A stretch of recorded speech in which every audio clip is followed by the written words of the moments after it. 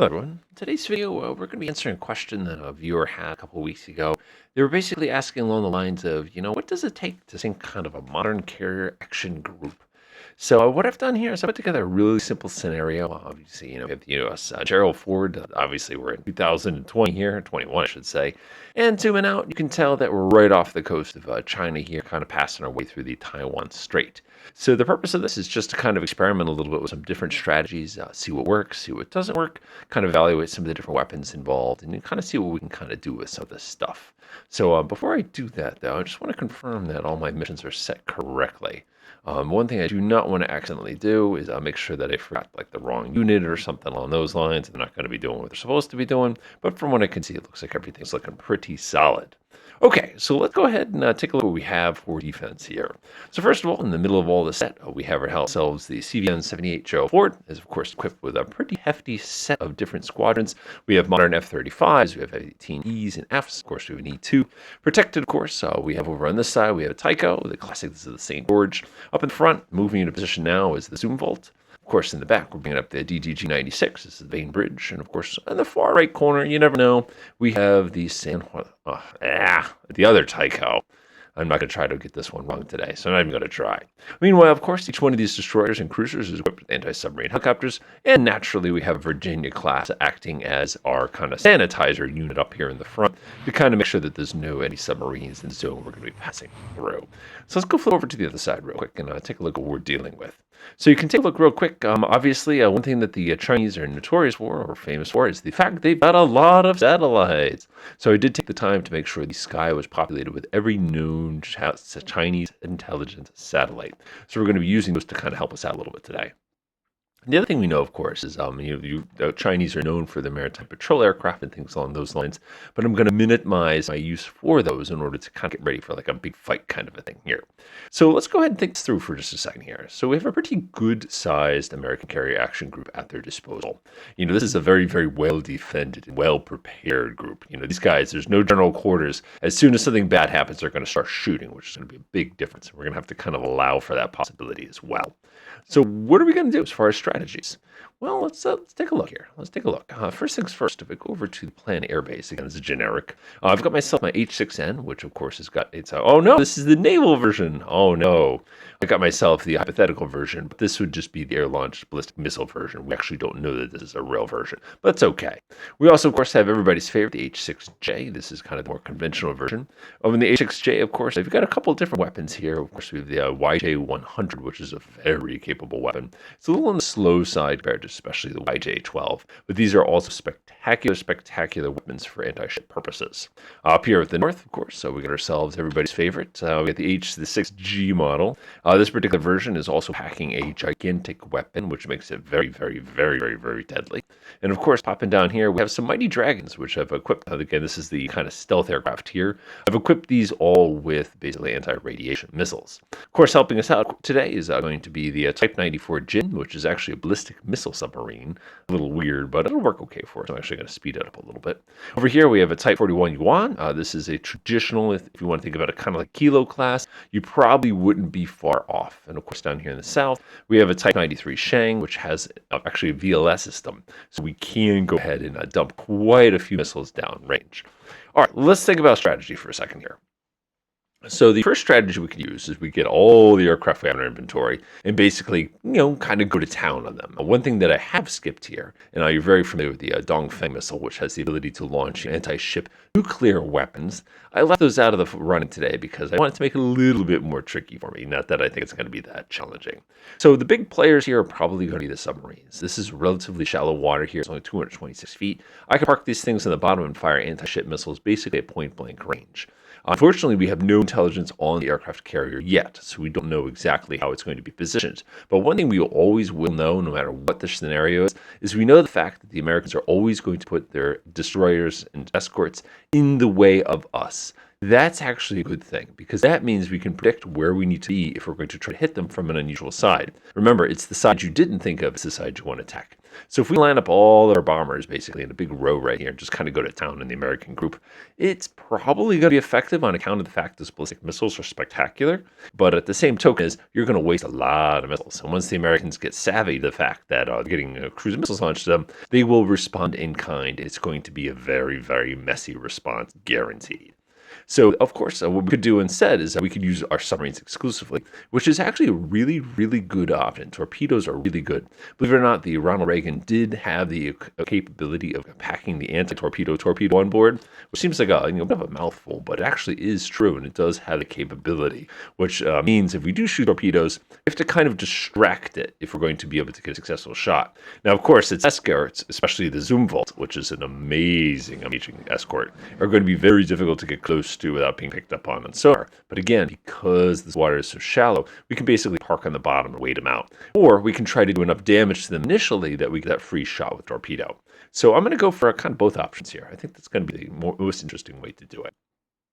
Okay, so I know if I hit them in this particular direction, I'm going to get busted. The problem is in the real world, you can't come down this way because there's a Taiwan in the way that's going to say, hey, what do you think you're doing? The other problem we're going to have is the Americans love using a Hawkeye, which means they're going to go up to high altitude and be able to see all the way down here. So if I send 60 bombers kind of coming around here in the back, all they're going to do is tell their Zumwalt to basically take a right turn. Keep in mind, this is in the, if you're playing against a human opponent as opposed to an AI. An AI is going to be like, cool. And they're just kind of chill there as we take all afternoon to basically go and come right in the back and basically get a freebie on them. So we're going to have to do it the hard way, which means we're going to have to put a lot of missiles on target at one time. So the best way to do that, of course, is to set up some kind of support mission, or if you prefer, to go ahead and set it up so that you're basically using a massed attack all at the same time. You can also do a manual launch, which works really effectively. The problem is I haven't actually identified where the Americans are yet. So let me speed up time a little bit here and see if one of our satellites can identify something for us. Hey, that wasn't so bad, was it? Thank you, satellite. You've been tremendously helpful. You can see the orbit of the thing pretty distinctively kind of whipping around the planet like that. Nice. So we've already identified where the American ships are. And of course, since they're not emitting, we don't have a good idea of who they are. Of course, we can identify the carrier itself pretty simply just because it's a gigantic radar return. And any SAR satellite, the synthetic aperture radar, we're just going to have no difficulty at all basically identifying where it is. So we're good to go. We can go ahead and plan our attack at any point. Now, one thing I'm a little annoyed about is the fact these guys are taking half a lifetime to get into position here, so I'm actually going to order them to go a little bit quicker. Of course, that runs me the risk of smacking into that American sub out there, which is the Virginia class. We have no idea where it is, but I'd rather them not be wasting their time here. So I'm going to order them to get a little bit deeper and get a little bit faster in order to desperately try to get them into the combat zone by the time the Americans try to enter the strait itself. All right, that works good. All right, let's go ahead and do our missile strike here. So let's take a look at what we have for missiles here. So first of all, we have this weapon, which as we know is a hypothetical unit. There's actually a non-air launched version of this. And basically, we're cheating by using an air launched version of it. So it still works exactly the same way. It's a spectacular weapon. And basically what it does is it goes all the way up, and then it comes right back down and lands right in the middle of them. The reason I love this weapon is because what you can do with it is instead of dealing with this pesky, the CD-71, basically kind of guarding our flank here, we can shoot over it and basically land smack dab in the middle of the aircraft carrier's deck and basically skip its defenses. Obviously, we're going to have to deal with the Bainbridge, who's going to do a pretty good number on those warheads. But the fact of the matter is I can skip this completely with that particular weapon. So that's definitely going to be kind of my opening strike. Let's take a look at the other options we have. We have the, that's pretty garbage. There's a lot of them, but that's not a great weapon there. Let's see what we have here. 65,000 feet is the launch altitude. That means I can launch them right off the deck. Wonderful, because it's the only way safely. Range is 135 miles, though, which is actually pretty good for us. Let's go ahead and measure that out. 135 miles is going to put us basically right here. So my kill zone, if I want to try to hit them from the nose, again, Taiwan's going to come say hello if I get within 20 miles in the real world. So if I put them right here and I kind of come across, there's the disputed islands. If I did something like this is probably a decent compromise. So what I'm going to do is I'm going to go ahead and mark that real quick. I'm going to call this strike points. Strike point. That's exactly what you want to do this day. All right, coming up to the tippy top here. Let's go take a look at my other guys. I have these. They're parked with the Watch A12s. They're way more scary than they really, really are, but they are pretty deadly, especially if you catch them. Of course, the Mighty Dragons are packing Kryptons here, which I'm not going to be able to do any damage with them, but let's do it. Okay, so first things first, I need to get everybody here. So watch this technique. So I'm going to grab my entire group and launch them as one giant pile. I know you're sitting there going, oh, wait a minute, that's not really standard, is it? No, it's not standard, but it works spectacularly for an attack like this. So I'm going to go ahead and get all my Badgers, I'm going to get all my Mighty Dragons, which ironically, they're basically going to be wasted, which is a shame to be honest. I'm going to go ahead and unpause here. Obviously, my submarines need to pick up the speed here. Come on, subs. Come on. All right. Speed up time a little bit here. We have a pretty good idea on what the Americans are. I'm going to go speed up. Again, this is all hypothetical, and this is using very modern units. This is basically an answer to a question. I'm going to send these guys basically straight to the strike point. Send this group over here straight to the strike point. And I'm going to go ahead and grab this last group over here and send them straight to the strike point as well. I think I missed one of my groups. Yeah, that one right there. And everybody's basically going to turn around and start flying. Now, keep in mind, different units have different ranges. Like our modified unit here has this for a range, which is spectacular. Again, these are basically ballistic missiles you're shooting off of an airplane here. This particular unit, though, is much more limited. Basically, they have to walk up and knock with those. These, on the flip side, have a pretty moderate range. So what I'm going to use these guys basically to do is to scare the crap out of these folks, and then I'm going to go ahead and basically dump all the ballistic missiles on them. And then if anything gets through, I'll leave my dragons basically an afterburner to get close enough to kind of finish the deed. That's kind of my plan. It doesn't make it a good plan, but again, I'm just trying to demonstrate what this could look like. Keep in mind, in the real world, of course, the Americans are going to be sending airplanes to come see what the heck this giant flagration of a giant aircraft is. So in the real world, you could never get away with this because they basically identify you pretty much right away and be right on top of you. Now, one thing I do is I have this really, really nice set of air defense that if they get too close to us, so at least we're in a protected bubble here. So they can't get too close. But again, we'll see exactly how it plays out. Okay, so let's go ahead and grab our handy-dandy H6Js here. These are going to be the ones that are going to get that first shot off. I'm just going to confirm the speed that this particular weapon travels at real quick. Looks like we are moving. I'm just going to take a look real fast. 60. What do we get for a speed here? We're going to be traveling at 520 knots. Okie doke. Let's see what that does for us. So this is going to be a strike point, 520 knots, 118 divided by 520. In case you can't see it, times 60. That's 13 minutes. So that's not bad. That's not bad. So 13 minutes is going to be the total travel time of that particular weapon. So now our other guys, the ones that are shooting the ballistic weapons, those are a little bit faster. If I recall correctly, let's see what their cruise speed is here. It's going to be, which one is this? Let's see. I don't know, that's the aircraft. We want the weapon. Let's grab our handy-dandy, this ridiculously deadly weapon. Let's see here. Okay, looks good. We have a cruise speed of, okay, through here, 4,000 knots. Okay, so 145 divided by 4,000. Whoop, I did 4,000. 140 divided by 4,000. It's going to take times 60. This is going to take 2 minutes and 25 seconds to get to target. Excellent. Okay, so what that means is we need to launch these missiles from my initial crew 12 minutes early, essentially. Actually, like we were saying a minute ago, 20 minutes at point 2 is going to be 12 minus 6, so about 6 minutes early. Or actually, I'm sorry, it's going to be 10 minutes early. Ooh. Oh boy, that's not going to go well for those guys. I actually feel kind of bad for them. Because as soon as they launch, there's going to be a lot of F-35s that are very grumpy about the whole thing that happened. But again, now you got to work with what you got, kind of a thing. You can't always control everything. All right, here we go. To our strike point, everybody's kind of hanging out. Go to a low altitude. We want to try to minimize the time they have to identify what's going on. All right, our satellite's passing right over them right now. These are, again, ballistic missile cruisers here. We want to get these guys as low as possible, which looks incredibly suspicious. Trust me on that one. Let's see, these are my nuclear missile ones. I'll take back to Mighty Dragons. These guys are never going to get in range, but I'll keep them at a nice low altitude anyway. I don't think their radar is going to quite... Yes, it does. Yes! Now I've confirmed my target, which is exactly what I needed. All right. You guys have first dibs here. So I need you to get up to attack speed, low altitude. And then as soon as you fire, you're going to turn around. Those guys are going to fire because remember, the moment these missiles go in the air, they're basically going to get wrecked. So at this point, I'm not going to be able to do the nice, smooth, combined attack here. It's kind of bums me out, actually.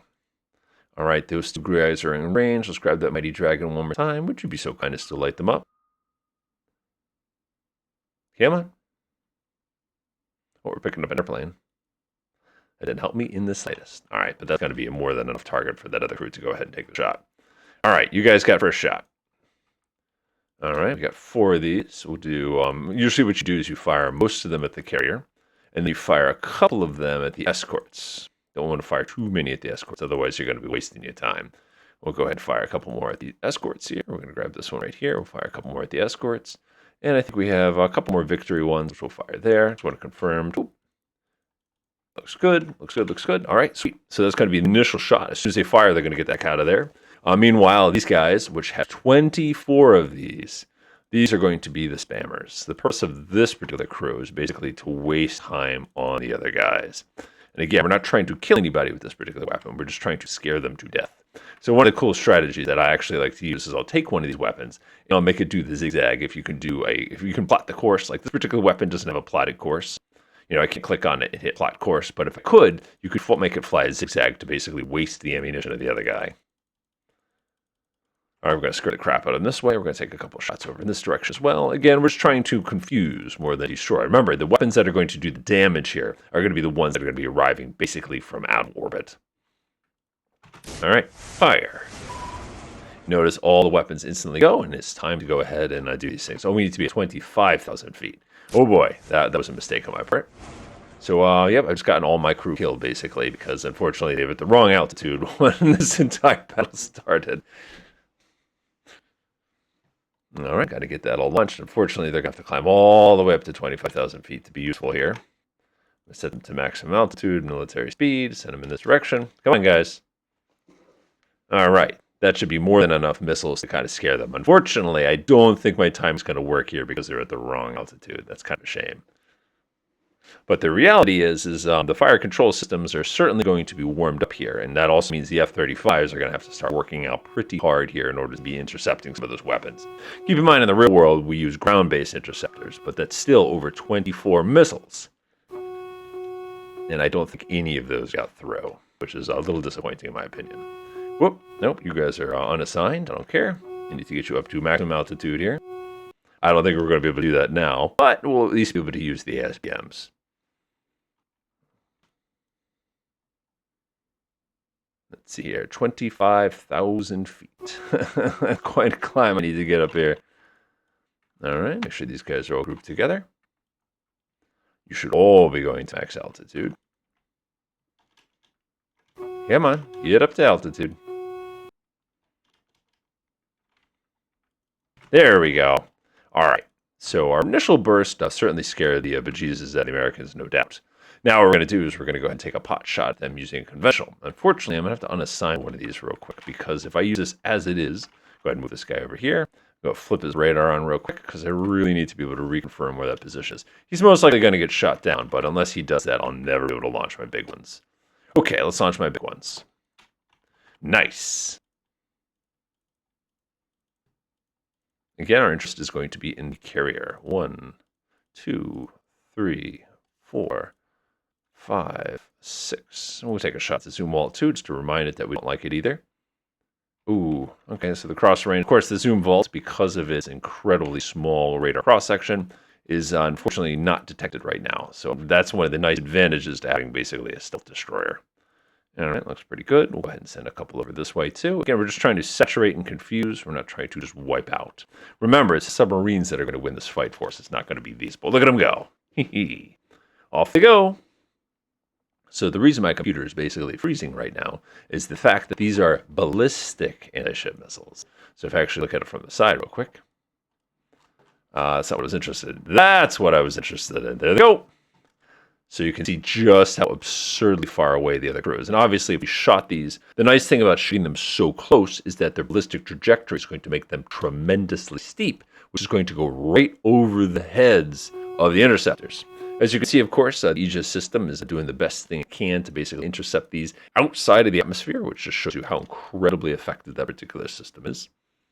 Going up, looks like they missed most of them. Of course, they're going to be firing, and now what's happened is since they started to re-enter, their speed has picked up, which now makes them more difficult to hit.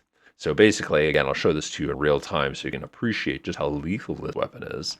I don't want to see that, to be honest. I want to see the missiles. All right, there we go. So these are all independently targeted anti-ship warheads that are literally re-entering the orbit. From orbit. They didn't orbit in the first place. Re-entering the atmosphere. And the scary thing is each one of these is radar guided. So if one of these ships basically absorbs the injury, it doesn't matter because it'll lock onto a different ship. Like you see how these two decided to take a right, whereas these groups have decided to kind of go down this way. So obviously this is a dynamite system. And like I said, it basically shot over the head and is traveling too fast for the destroyer to safely engage it. But it's not going to say that they won't engage it. As a matter of fact, several of these missiles, or the warheads, the reentry weapons, will be intercepted here. And again, this is not our trump card here. This is just to basically wreck them and slow them down a teeny tiny bit. So you can see the reentering. I definitely destroyed one of the ships very smoothly there. I think those are going to overshoot a teeny tiny bit. Yeah, I think most of those are going to end up in the ocean. And it looks, see how they're retargeting? I think we missed the carrier, though, and that's kind of a bummer. The good news is I believe we did a good job of softening them up a little bit here. So taking a quick look at their carrier group, that destroyer is ruined. Oh, we actually killed it the old-fashioned way. Its other escort is completely... It's out of escorts. No. The Zoom Volt's still going. Okay, so now it's time for my submarines to shine here. So you can see that ballistic missile was essentially cheating. Because they're so lethal. Again, these things are packed in the back of trucks. So you don't even have to launch them out of a ship or an airplane. So you can imagine just how dangerous that is. Now, this is a neat little bug. I've actually still got that thing selected, so I can actually track this directly to see exactly where they are. It's a little bit of an exploit, and it's a little cheesy, but yeah, you can't argue with the results, right? All right, so here we go. So I'm going to go turn my Sheng around, and I'm going to go turn this guy around, and I'm going to go turn this around. Remember, the Zoom Vault is still out there, and that is a very, very lethal platform. Now, unfortunately, this particular platform here, this is basically an SSBN. We can't use it for a lot of the stuff that I'd like to use it for, but it'll work perfectly fine. Oh, by the way, those weapons can be used as nuclear weapons also. They don't have to be the way they are. All right, we'll bring him to shallow so that we can take a better listen. We got to get him a little closer, and of course, we got to get him a little closer. Now, the submarines are going to be the ones who are going to win this show for us today. Now, normally what would happen, of course, is you want to leave a couple units out there to kind of keep an eye on things. You know, if you want to look at kind of the progress of the Americans here, looks like their submarine ran aground. But basically, right now, I think they've just got the Zoom Vault as well as, that carrier. So be very curious to see how this happens. Keep in mind, during this entire time, we're using satellites to monitor the position of those F-35s, thanks to the electronic missions. And what have we just identified?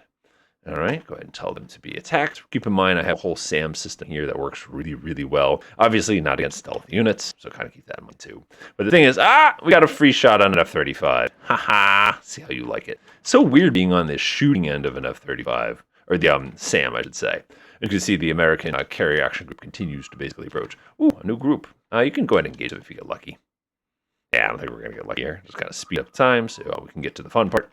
Oh, we picked something up 3 minutes and 45 seconds ago. We've identified another ship.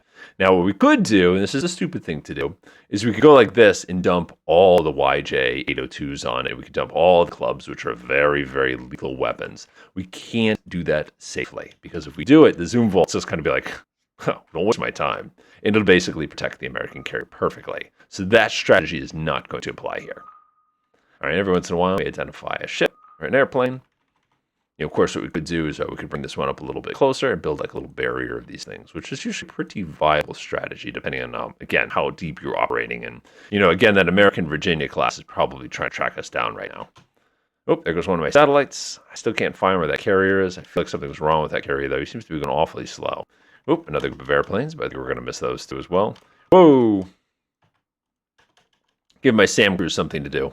It's so hard to shoot down an F-35. I think it just fired like 45 SA-20s, and none of them hit. Oh, that's frustrating sometimes. All right, I'll go pop this guy up to periscope depth real quick. The local time of day is, of course, 11 o'clock in the morning. So this is usually suicide if you're dealing with MPAs, but I don't think we have much of that today. Nope, that was completely a waste of time. We're going to go down to shallow, and I'm sure this F-35 just identified a little fiber optic periscope right as it poked out. I don't think you're going to get another shot at those guys, but let's see what happens. Guess what we just found?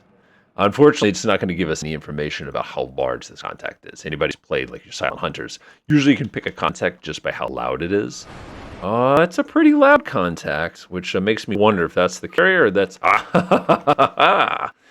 Okay, now we're talking. Okay, so now you have to ask yourself the suicide question. So if we choose to shoot the deck at it, they're going to know exactly where we are, which means we're not going to get a free torpedo attack here. Which is, like I can't just sit here and go, oh, we'll try to lock onto him with a torpedo. You can see I am out of range. I need to be a lot farther. Unless...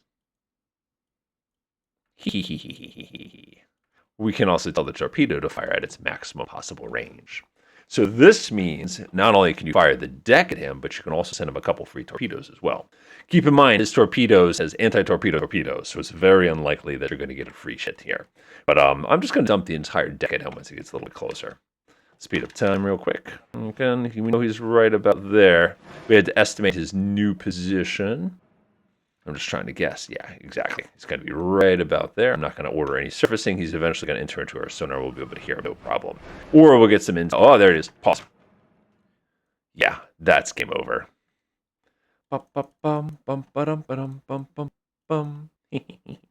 Four of those. I'll send one of those to you. I'll send one of those to you.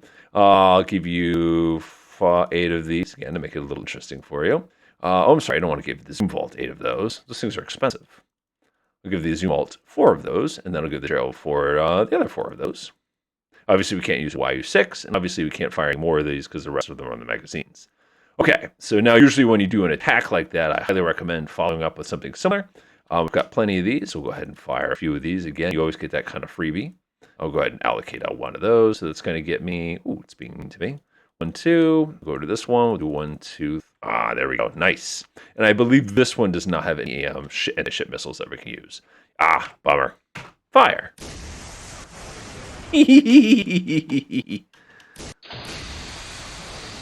Now notice the Zoom Vault is just sitting there just eating them. But we just got a hit, which means the sensors have been damaged. Unfortunately, I hate it when that happens.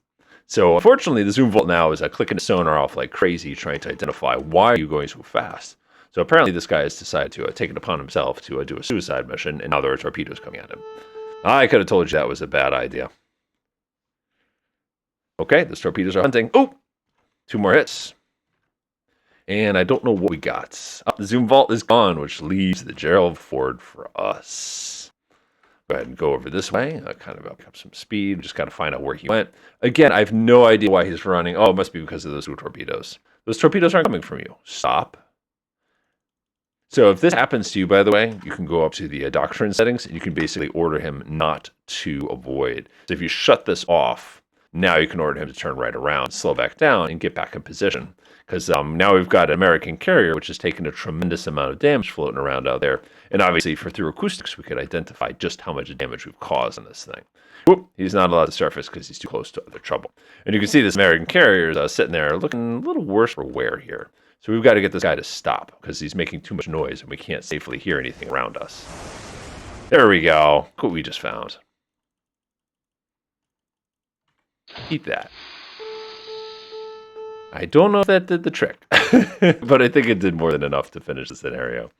Okay, so again, this is just a demonstration. I know the folks in the comments are going to be raging, saying, this is not how it works, this is not how doctrine works, or anything like that. But I did want you to see just how much effort it takes to do that, as well as taking a look at some of the modern Chinese weapons. Enjoy.